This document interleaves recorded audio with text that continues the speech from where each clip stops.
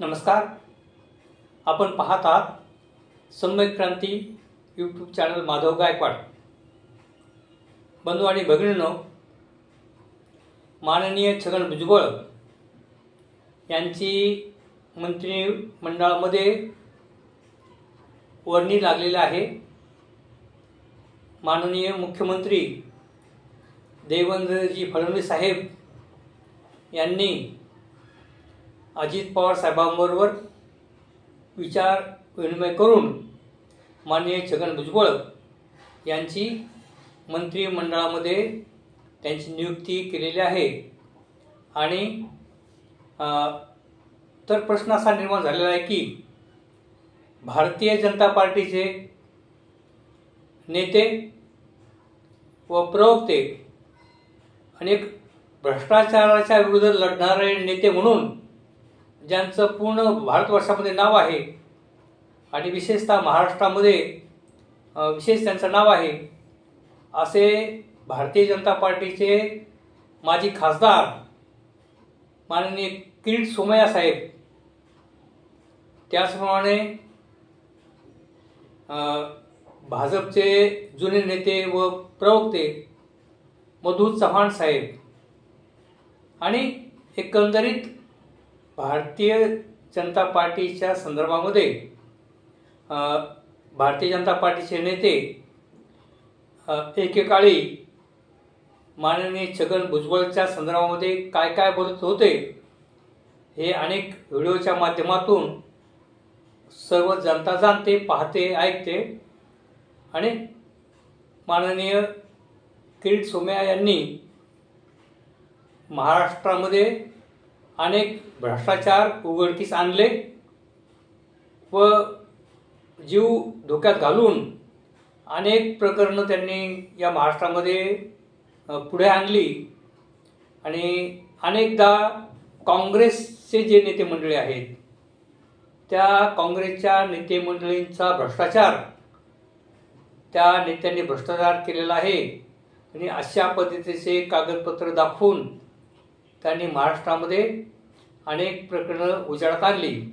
तर त्यापैकी किती प्रकरणांचा निकाल लागला व किती लोकांना सजा झाली हा संशोधनाचा विषय होईल. परंतु छगन भुजबळ यांच्या संदर्भात देखील किरीट सोमय्या यांनी आणि माननीय देवेंद्रजी फडणवीस यांनी एक मोहीम उघडली होती आणि त्यांच्यावर अनेक प्रकारचे आरोप केले होते आणि छगन भुजबळ साहेबांना सजा देखील झाली होती, हे पूर्ण महाराष्ट्र जाणतो. परंतु आता ज्या ज्या काँग्रेसच्या नेत्यांवर भ्रष्टाचाराचे आरोप किरीट सोमय्या यांनी केले होते, त्याचप्रमाणे भाजपने केले होते, त्यातल्याचं उदाहरण सांगायचं म्हणजे अशोक चव्हाण, असे अनेक नेते आहेत काँग्रेसचे की ते त्यांना भाजपमध्ये प्रवेश मिळालेला आहे.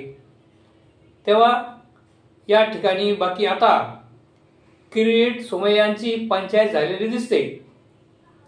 कारण की त्यांनी ज्या नेत्यांवर भ्रष्टाचाराचे आरोप केले आणि जीव धोक्यात घालून त्यांनी प्रकरणं उजेडात आणली, त्या सर्व मंडळींना भारतीय जनता पार्टीने आपल्यामध्ये सामावून घेतलेलं आहे किंवा मित्रपक्षाचे ते नेते आहेत म्हणून त्यांची मंत्रिमंडळात वर्णी देखील लावलेली आहे. तेव्हा किरीट सोमय्या यांची मोठी पंचायत झालेली आहे. अर्थात मी उल्लेख केला होता की भारतीय जनता पार्टीचे एक 25-30-40 वर्षापूर्वीचे जे प्रवक्ते होते, नेते होते, ते जेव्हा चर्चेला येत असत त्यावेळेला चर्चा करताना ते विरोधी पक्षांचे किंवा काँग्रेस असेल त्या काळामध्ये किंवा वेगवेगळ्या पक्षांच्या नेत्याच्या सभामध्ये निश्चितपणे प्रभावीपणे टीका टिप्पणी करायची.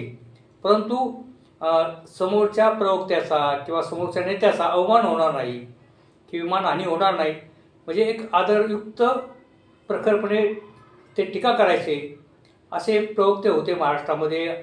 आपण पाहिलेले आहेत की म्हणजे आपल्याला नाव घ्यायला आवडेल, माधव भंडारी म्हणून एक सिनियर भाजपचे नेते आहेत, ते प्रवक्ते होते.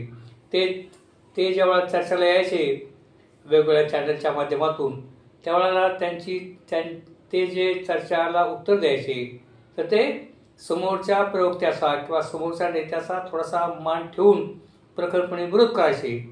तसंच एक नाव आपल्याला मी मधू चव्हाण म्हणून सांगेल, की जे भायखळ्यामधून आमदार म्हणून आले होते निवडून. ते मधू चव्हाण हे भारतीय जनता पार्टीचे निष्ठावान नेते आहेत. आणि ते मधू चव्हाण देखील ज्या वेळेला चर्चेमध्ये यायचे प्रवक्ते म्हणून भाजपचे, ते देखील अत्यंत सौम्य भाषेमध्ये आणि अत्यंत प्रखरपणे समोरच्या प्रवक्त्यांना उत्तर द्यायचे. परंतु त्यांच्याकडून असा आताताईपणा होत नव्हता किंवा समोरच्या प्रवक्त्याचा किंवा नेत्यांचा अवमान होणार नाही, त्यांना त्यांच्या मन दुखवलं जाणार नाही, अशा पद्धतीने ही मंडळी बोलत असेल. अशी बरीच उदाहरणं आहेत. म्हणजे धरमचर चोरड्यापासून तर खूप जुने लोक आहेत. तर ते त्यावेळच्या चर्चा एक पाहण्यालायक असत, ऐकण्यालायक असत. परंतु आत्ता जी चर्चा होतात, तर या ठिकाणी फक्त मी 2च नावं आपल्याला सांगेल, की आक्रमकपणा निश्चित असावा, पण आताताईपणा किंवा ते म्हणजे बाजूच्या प्रवक्त्याला अगदी मारायला धावतील काय अशा परिस्थिती निर्माण होते.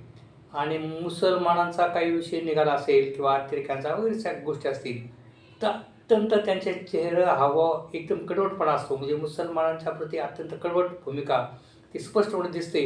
अशी नावं आहेत म्हणजे केशव उपाध्याय, किंवा दुसरं आहे आता ते नवीनच भाजपचे प्रवक्ते झालेले आहेत. आणि ते खरं म्हणजे एके काळामध्ये पत्रकार होते आणि नामांकित चॅनेलवर ते एक अँकर म्हणून यायचे आणि अत्यंत खूप चांगल्या चर्चा त्यावेळेला करायचे वगैरे, अँकरिंग चांगले करायचे. आणि परंतु ते आता भाजपचे प्रवक्ते झालेत, तर ते इतके आक्रमकपणे विषय मांडतात. ज्या वेळेला समोरच्या त्यांच्या समोर जे प्रवक्ते असतात, जे उद्धव ठाकरे गटाचे कोणी असतील किंवा काँग्रेसचे कोणी प्रवक्ते असतील, तर हे अजित चव्हाण जे आहेत ते इतके आक्रमकपणा करतात किंवा हे जे उपाध्याय आहेत, केशव उपाध्याय, हे आक्रमकपणा करतात आणि विरोधी पक्षाच्या नेत्यांनी प्रवक्त्यांनी केलेल्या प्रश्नावर, सवालावर त्या प्रश्नाची उत्तर न देता अवांतर प्रश्नाचा भडीमार करून ते अक्षरशः समोरच्यांची बोलती बंद करतात. तर हा जो फरक आहे जुन्या भाजपच्या प्रवक्त्यांचा आणि नवीन भाजपचा प्रवक्त्यांचा, आणखीन एक मला एक पाठक म्हणून भाजपचे मध्यंतरी यायचे, विश्वास पाठक की पाठक म्हणून जे होते, ते अत्यंत सौम्यपणे आणि अत्यंत बुद्धिमान व्यक्ती आणि ते चर्चा करायचे. ते पाहायला ऐकायला बरं वाटायचं किंवा तर. परंतु हे अजित चव्हाण म्हणून आहेत आणि हे केशव उपाध्याय, हे बापरे बापरे इतके आक्रमकपणे आणि विषयाला फाटा फोडून भलत्याच विषयावर आणि जुने प्रकरणं काय काढून काँग्रेसच्या संदर्भामध्ये आणि ज्या समोरचा प्रश्न जे निर्माण झालेला आहे, जे विषय निर्माण झालेला आहे, त्याकडे लोकांचं लक्ष जाणार नाही, अशा पद्धतीने आक्रमकपणा हे भाजपचे प्रवक्ते करत असतात. आणि तरुण आहेत आणि एक त्यांना असं वाटत असेल की आपण अधिकाधिक एक आक्रमकपणे भाजपची बाजू मांडली तर आपल्याला विधान परिषदेवर लवकर घेण्यात येईल, अशा प्रकारची देखील त्यांच्या मनात एक भावना असू शकते. तेव्हा सांगायचा मतलब असा की माननीय किरीट सोमय्या हे आता जास्त चर्चेला येत नाहीत, कारण ज्या पुढाऱ्यांवर, ज्या नेत्यांवर किरीट सोमय्यांनी आरोप केले होते, त्या बहुतेक लोकांना भाजपमध्ये घेतलेलं आहे. किंवा ज्या नेत्यांवर किरीट सोमय्यांनी आरोप केले होते ते मित्र पक्षाच्या गटामध्ये आहेत आणि ते सरकारमध्ये सामील झालेले आहेत. तेव्हा किरीट सोमय्या साहेब आपण आता काय बोलणार. आणि विशेष म्हणजे हे किरीट सोमय्या हे आक्रमक नेते, बुद्धिमान नेते, एक चार्टर्ड अकाउंटंट आहे, हुशार व्यक्ती आहे. परंतु त्यांचा जे उघडे नागडे फोटो आले होते त्या संदर्भात देखील ते खूपच पिछेडवर गेलेले आहेत. आता ते खरं खोटं काय ते कोण ठरवेल किंवा काय संबंधित माहीत नाही आपलं त्या विषयावर.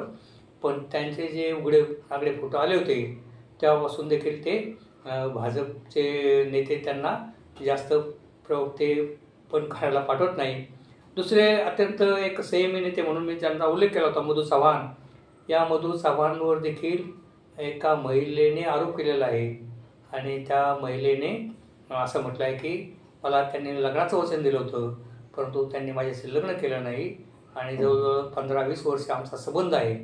तेव्हा त्या मधू चव्हाणवर देखील एक सिनियर नेता, एक ज्येष्ठ नेता आणि एक संयमी नेता त्यांच्यावर देखील एका महिलेने आरोप केलेले आहेत.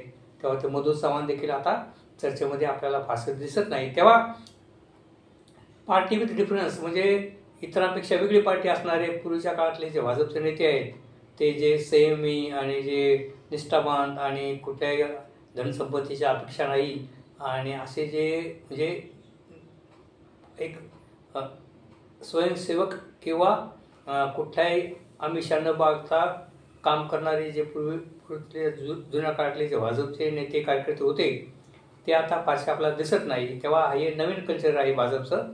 तेव्हा अशा प्रकारे आक्रमकपणे बोलणारे भाजपचे प्रवक्ते. तेव्हा या संदर्भामध्ये मी आपल्याला ही थोडीशी माहिती दिलेली आहे. केट सोम्यावर पण एक महिलेच्या संदर्भात आरोप झालेले आहेत आणि मधु चव्हाण यांच्यावर देखील एका महिलेने आरोप केलेले आहेत. आणि आता जी नवीन पिढी जे नवीन जे प्रवक्ते आहेत त्यांचा आक्रमकपणा हा आपल्यासमोर मी मांडलेला आहे. तेव्हा अशा पद्धतीने वेगवेगळे व्हिडिओ घेऊन मी आपल्यासमोर येत असतो. आपण जर नवीन असाल तर निश्चितपणे या व्हिडिओला आपण सबस्क्राईब करा, माझ्या चॅनलला सबस्क्राईब करा व व्हिडिओ इतरांना देखील पाठवा. धन्यवाद.